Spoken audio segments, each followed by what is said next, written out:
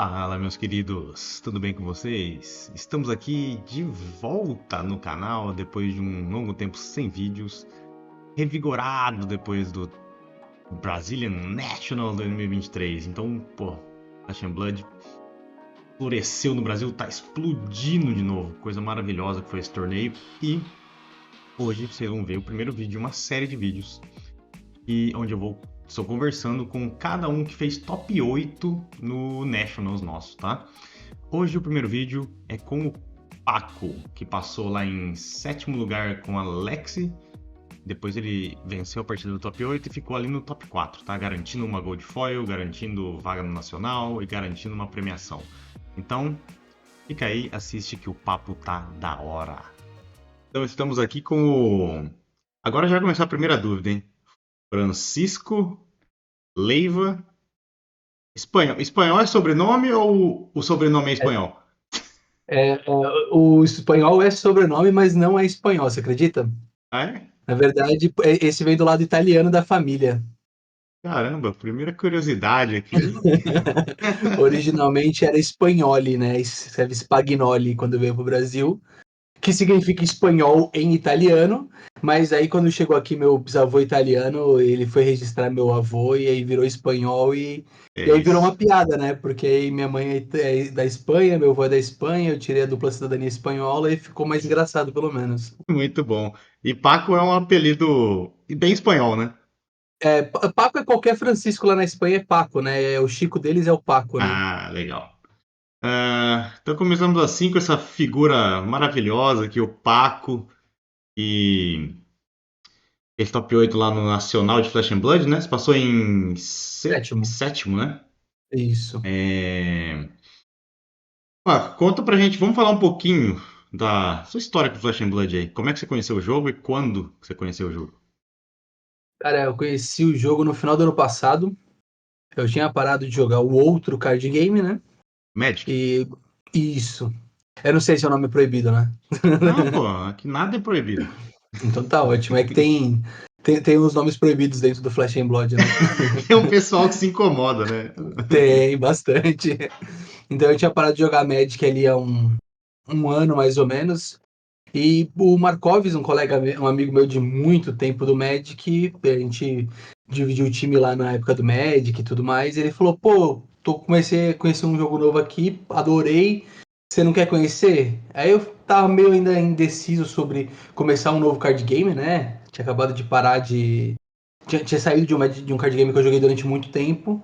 Aí ele comprou uns pré-com, veio aqui em casa e acabou me convencendo a jogar. E, pô, foi literalmente amor à primeira vista. Ele saiu de casa, eu já tava pesquisando cartinha, já tava descobrindo como funcionava o jogo e foi uma loucura, né?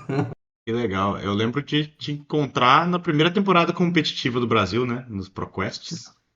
Sim, É, em dezembro eu comecei a montar o deck, o primeiro deck, e em janeiro eu já tava jogando ProQuest. Aí eu joguei o da Flow e da City Class, né? Da City Class, inclusive, eu perdi a final pro Caprino. Então foi uhum. bem rápido mesmo o afundar nesse mundo, né? Quando o cara começa assim e já vai longe, dá a vontade de continuar, né? É, com certeza. É, então fala um pouquinho desse seu background aí de outros jogos também. É só Magic? Bom, cara, eu sempre fui um cara muito competitivo, né? Desde criança eu sempre pratiquei esporte. Aí eu joguei basquete dos 10 até os 18, depois joguei futebol americano dos 18 aos 26. E aí com 26 ali eu me aposentei do futebol americano, né? E eu percebi que eu sentia falta do rolê da competição, de treinar, de disputar. E aí eu acabei voltando na verdade, entrando pro competitivo de Magic, que é um jogo que eu jogava desde investida, então, tipo, muitos e muitos anos. E aí eu comecei a descobrir o mundo competitivo do card game, que era algo novo para mim. Eu sempre tinha jogado jogos de equipe, e foi a primeira vez que eu fui jogar um jogo que eu tava jogando um jogo individual. Então eu Uhum. comecei na época lá nos PPTQs, nacional, e foi onde eu comecei a pegar gosto pelo mundo dos card games de verdade. Joguei Magic durante muito tempo, joguei lá competitivamente, joguei no time da Bazar Games, Uhum. Você teve um canal de joguei. Magic também, né?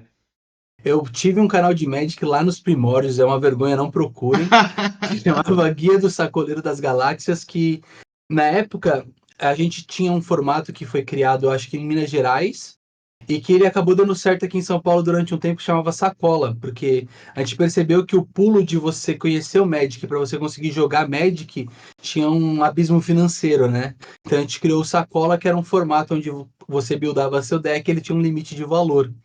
E aí deu muito certo no começo a ideia, mas com o tempo o canal começou a ter alguns conflitos com coisas que eu pensava, e aí eu acabei deixando ele de lado um pouquinho, e depois eu vim fazer parte durante um tempo do Cabrito Montes, né, que é um canal de Aham, Magic bem conhecido, né, o canal do Tio Vini. Fiquei lá com a parte de Standard durante bastante tempo, e foi minha experiência aí produzindo conteúdo para internet. legal. Agora, saindo do card game, em que posição você jogava o futebol americano? Cara, eu jogava de left tackle. Tá. Eu era responsável por proteger o lado Pelo seu esquerdo do tamanho dá pra QB. imaginar. Joguei aí algum tempo como left tackle. Legal. É, Cara, e aí, você é de São Paulo, Barueri, né, tal. Aham. Não é exatamente a mesma cena da capital, né? Talvez não sei se você vá sempre jogar pra lá. Mas como que é a comunidade aí, aonde você joga? Cara, Barueri é bem pertinho de São Paulo, né? Então a gente consegue ir pra lá com facilidade. Não é como se estivesse no interior, né? Que precisa de horas de viagem. Então eu consigo jogar mesmo com o pessoal de São Paulo mesmo. Jogo na New Station, jogo na Flow, jogo na Epic. Mas a gente também tem aqui em Barueri uma loja que tá fazendo bastante campeonato de Flash and Blood. É um pouco menor do que São Paulo, por uma questão de ter menos gente por perto. Mas tem bastante gente jogando, principalmente Blitz.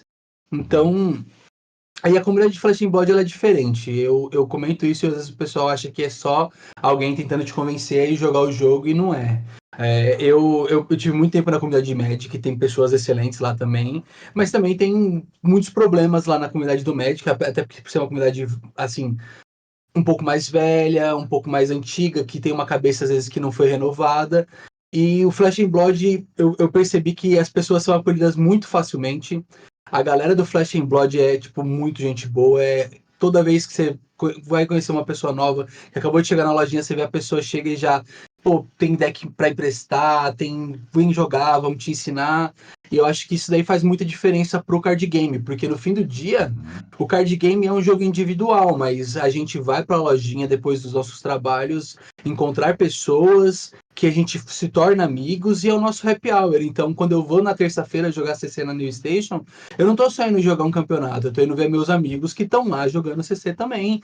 Vou conversar, vou trocar ideia, dar risada e isso daí faz parte do jogo. O jogo é Flash and Blood, que é para ser jogado presencialmente por um motivo, né? E o Uhum. motivo é você ter o contato humano com as outras pessoas e ter a questão da comunidade é muito importante. Eu vejo ela muito saudável.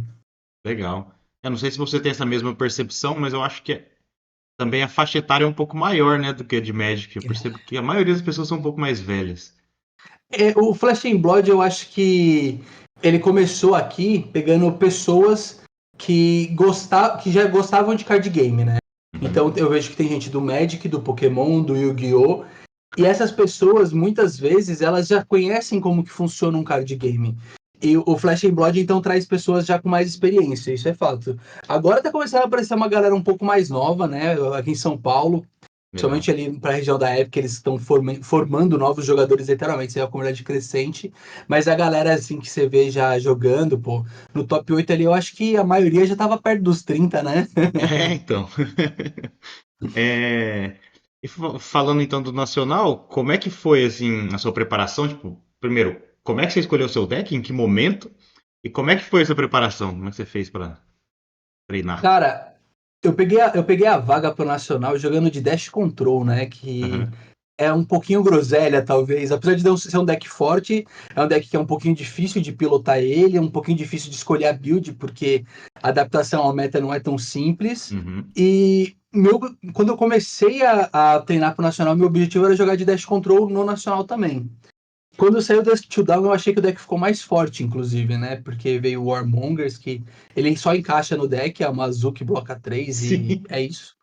Não preciso de mais nada, e tem Tem carta que azuis que faz isso blocam pra 3 e não lá. fazem nada lá além disso, e essa Exato, faz, né? exatamente. E eu achei o Hold the Line um ótimo excelente contra Lexi também, que Uhum. é o deck mais difícil de jogar contra quando você tá de Death Control, na minha opinião. Mas, por um acaso, eu acabei percebendo que eu tinha quase tudo da Lexi aqui em casa, olha só que coisa. Peguei o que faltava, comecei a brincar com o deck. E quando eu comecei, na verdade, foi tipo, vou aumentar minha pool, que eu gosto bastante de colecionar também, né? Então eu peguei as coisas que eu precisava da Lexi, falei, vou aumentar minha pool. Aí eu, deixa eu jogar uma vez com ela. Aí eu joguei duas, aí eu joguei três. Aí eu percebi que eu não conseguia fazer menos de X1 nos Armors. Então eu falei, eu acho que o deck realmente é bom. E aí eu É, comecei a treinar com ele, cara. Eu me internei no deck, horas e horas de Tarishar, joguei bastante com ele e senti que de repente, por mais que talvez não fosse a minha escolha favorita, como ter prazer de jogar, mas o Nacional é para você ser competitivo. Então eu fui com o deck que eu uhum. achei que era o deck mais forte hoje. Eu acho que é a Alexi. Acho que muita gente concorda com isso. Apesar, né, de não ter sido a Alexa vitoriosa do Não torneio. foi. E Tínhamos uma Dromai ali inspiradíssima. é, em relação ao Nacional em si, o que você sentiu estando lá e depois do torneio, assim, como é que você tá em Cara, relação a isso? Eu vejo muita gente, tá? Eu vou dar um disclaimer já antes. Tinha muita gente me falando que se animou demais, assim, que já jogava Flash and Blood, mas tava num momento meio assim que agora sim o olho brilhou de novo. Eu quero saber o que você sentiu. cara, assim, o Nacional é um evento. Na minha época de Magic, era o evento que todo mundo queria jogar.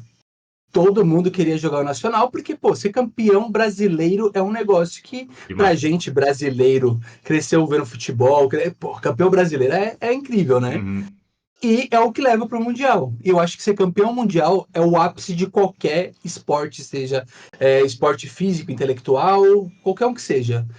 É ser campeão mundial. Então eu acho que é um evento que não tem como você não hypar. E aqui, pelo menos aqui eu vi a galera de São Paulo, começou a hypar um pouquinho mais para perto do evento. uhum, Então, eu acho que ele é um evento que trouxe muita gente de volta. É um evento que, se você for analisar, é muita gente jogando, são 96 jogadores. E eu acho que talvez tenha sido o maior evento de Flash and Blood hoje no Brasil, né?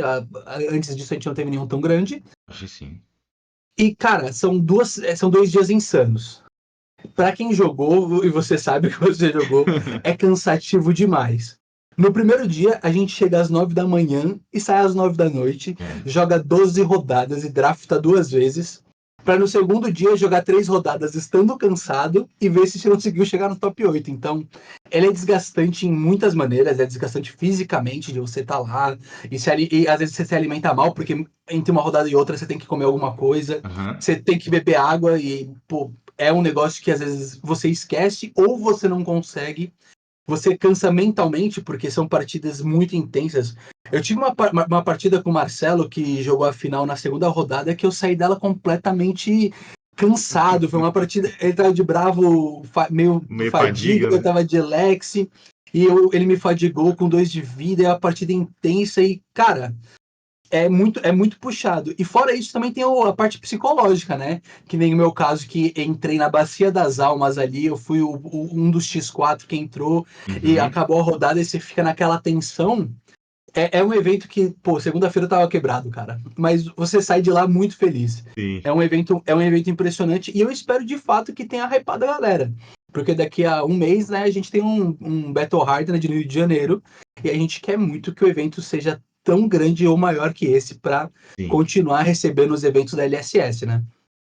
Acho que é isso mesmo, né? Até um recado pra galera, né? Você tá vendo esse vídeo e não sabe se vai ou não vai, pô. É, vai, né? O Rio de Janeiro, pô, as pessoas às vezes têm medo um pouco, mas calma lá, né? A gente não vai estar numa região ruim, num lugar legal. É, também não é esse bicho de 7 cabeças aí que o pessoal pinta, não, que tipo, nossa, pode ser. assaltado e assassinado a qualquer momento. Não, não é assim que funciona, calma. E o evento é dentro de um hotel grande, Uhum. a estrutura não tem nenhum tipo de risco. Você se deslocando pela cidade, pegando um hotel ali na região central de Uber, é muito perto. Eu acho que o risco não é uma desculpa correta para não ir nesse evento. E se Exatamente. tá faltando um dinheirinho, pô, faz aquela parceladinha no de ônibus, que tudo dá Isso, certo. isso, tem passagem de ônibus barata. Pô, vamos, gente, vamos. Porque Deixa, vai. deixa que o seu, deixa que o seu eu do futuro se preocupa com essa conta também, Isso, né? eu passo cartão de crédito e daí o eu do futuro paga, né? Qualquer coisa, pô, você vai lá, às vezes você ganha uma premiação, um negocinho, você já consegue vender alguma coisa e pagar suas passagens aí. É isso mesmo. O que você espera aí do Flash and Blood no próximo 2024? Cara, o Flash and Blood eu acho que ele cresceu muito fácil no Brasil. Porque, por mais que assim, a gente tenha uma comunidade bem razoável, é um card game que tem menos de um ano. E se você for ver, a gente teve um nacional de 96 jogadores. Isso daí parece pouco quando a gente pega números como do Magic, Pokémon e Yu-Gi-Oh! Só que são jogos tipo, de que tem mais de 20 anos, né? Então é uma Sim, diferença. Essa comparação é um pouco injusta. E sim. tendo um jogo tão recente que você percebe que tantos jogadores migram, eu acho que é um jogo que tende a continuar crescendo. Talvez agora ele vá crescer com menos velocidade do que ele cresceu até o momento. Porque sei lá, primeiros 3 meses do Flash and Blood é um absurdo. Todo mundo que você trazia, o cara já tava, meu Deus, eu quero jogar esse jogo. Uhum. E aí agora as pessoas já conhecem o jogo e vai ter um crescimento mais natural. Eu acho que hoje, pelo que eu vejo, ele é um card game que ele tem uma longevidade garantida. A gente teve sorte aqui no Brasil, ou azar porque demorou para chegar, mas a gente tá jogando um jogo que a gente já sabe que lá fora deu certo. A gente sabe que os Estados Unidos fez um Verdade. nacional de 480 pessoas, a gente sabe que esse jogo roda na Europa de monte, tá rodando na Ásia, Indonésia, Malásia, todo quanto é canto tá tendo Flash Na and Blood, Oceania, Flash and né, que Blood. é onde ele nasceu, pô, é gigante. Exatamente. Então é um jogo que está consolidado e a gente não precisa se preocupar, por exemplo, de, pô, vou investir aqui e ele vai deixar de existir. Isso eu acho que já deixou de ser uma preocupação para quem joga Flash and Blood. Eu Uhum. acho que agora a nossa preocupação maior é fomentar comunidades saudáveis, trazer pessoas boas para nossa comunidade, ter gente nova sempre aprendendo a jogar, ser uma comunidade extremamente inclusiva para as pessoas se sentirem bem à vontade de estar jogando Flash and Blood, de poder ir para a loja feliz e sem nenhuma preocupação. Então eu acho que o Flash and Blood tende a continuar crescendo. Vai ser sim um jogo que vai se estruturar mais com o passar do tempo. A gente sabe que a LSS é uma empresa que está tendo muito cuidado com tudo que ela faz. Eu acho que, tendo vindo de outro card game, a gente sabe o quanto isso é importante. Você ter cuidado com os bans que você aplica para não matar decks, para não causar impacto financeiro para quem está começando a jogar, para não deixar o jogo oneroso, ter os bans para não deixar o jogo desbalanceado e você, Uhum. pô, vamos jogar na lojinha e estão 35 decks iguais para jogar e eu não aguento mais isso. Ela tem um organizer de play muito bem feito, dá gosto jogar, não é exaustivo e ele não é vazio. Você joga bons campeonatos com uma frequência muito boa, tem intervalos saudáveis para você treinar, para você cultivar a sua loja local entre eles. Então, para mim, o Flash and Blood não tem como dar errado a partir de agora. E depois do Nacional a gente teve mais certeza, né? Porque dava para ver quem estava jogando ali que o jogo é diferenciado. É, muito bom. Quer deixar uma dica para quem está pensando em começar agora, ou que já joga Flash and Blood, mas está pensando em entrar mais pro competitivo mesmo? Cara, eu acho que a dica principal é você respeitar o seu limite. E não respeitar o seu limite de até onde você pode ir, mas até onde você quer ir de forma saudável. Você vai ter que investir dinheiro, obviamente. O Flash and Blood, ele, apesar de ser um jogo que tem muita carta acessível, uma carta ou outra vai ser um pouco mais cara para você jogar competitivamente. Você vai precisar de uma Crown of Providence, você vai precisar de um New Horizon, você vai precisar de alguns decks não são tão caros. Eu acho que a Dromai é um deck um pouco mais acessível. Se você for analisar ali, o peito dela é um pouco mais barato que alguns outros Uhum. O peitos. reprint da Crown ajudou bastante também. O repente da Crown baixou o preço dela, então é possível jogar. Você pega o Rinar. Pô, o Pedro passou em primeiro pro top 8 de Rinar, que é um deck que não é tão caro, é um deck que ele é bem mais acessível que os outros decks. Então eu acho que você pode estudar o jogo, se dedicar a isso é importante. Eu acho que o Flash and Blood não é um jogo fácil. Infelizmente, a gente tem um ponto de que o Flash and Blood é um jogo, Uhum. para você aprender, ele é rapidinho.